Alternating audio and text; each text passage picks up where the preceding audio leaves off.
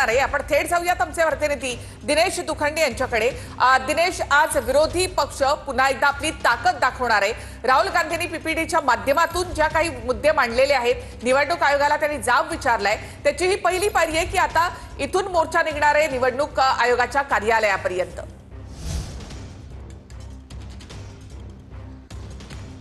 हो निखिला, केंद्रीय राजकारणातली आजची ही सगळ्यात मोठी घडामोड आहे।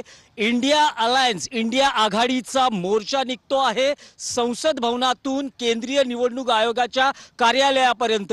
आज सकाळची या मोर्चाची किंवा या आंदोलनाची स्ट्रॅटेजीच ही होती की लोकसभा आणि राज्यसभेत विरोधी पक्षाचे खासदार मतचोरीच्या प्रकरणावरून आपला मुद्दा मांडतील, गोंधळ घालतील आणि त्यानंतर हे सगळे खासदार, जवळपास 300 खासदार आहेत, जे एकत्रित जमा होतील आणि नंतर संसद भवनापासून हा मोर्चा केंद्रीय निवडणूक आयोगापर्यंत जाणार आहे। यामध्ये कार्यकर्त्यांना वेगळ्या बाजूला ठेवण्यात आलेला आहे, कारण खासदारांच्या आणि सगळ्या केंद्रीय नेत्यांच्या सुरक्षेचा प्रश्न आहे, कारण हा ल्युटीन झोन संसद परिसर आहे, इथे कार्यकर्त्यांना जमावबंदी असते। त्यामुळे कार्यकर्ते नाही तर सगळे इंडिया अलायन्सचे जे खासदार आहेत ते या मोर्चामध्ये सहभागी होतील। कडेकोट सुरक्षा व्यवस्था आहे, पण त्याआधी हा मोर्चा केंद्रीय निवडणूक आयोगाच्या कार्यालयापर्यंत जाणार का, या बाबतीत प्रश्नचिन्ह यासाठी आहे।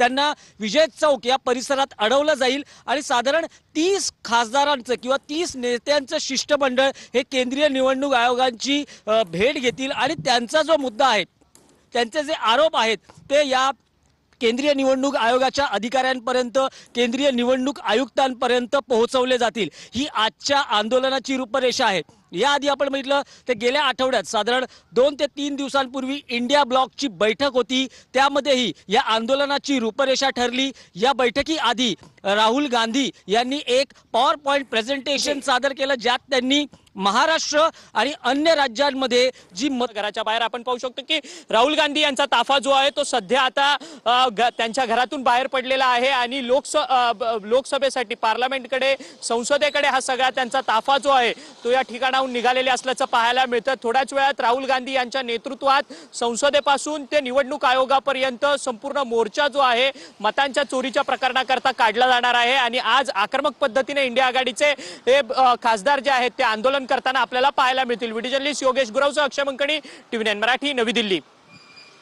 आता आपल्या निवासस्थानावरून संसद भवनाकडे निघालेले आहेत। संसद भवनामधूनच हा मोर्चा निघणार आहे। मात्र राहुल गांधी सुरुवातीला लोकसभेत जातील आणि त्यानंतर तिथून सगळे खासदार जे आहेत ते निवडणूक आयोगावर धडकणार आहेत।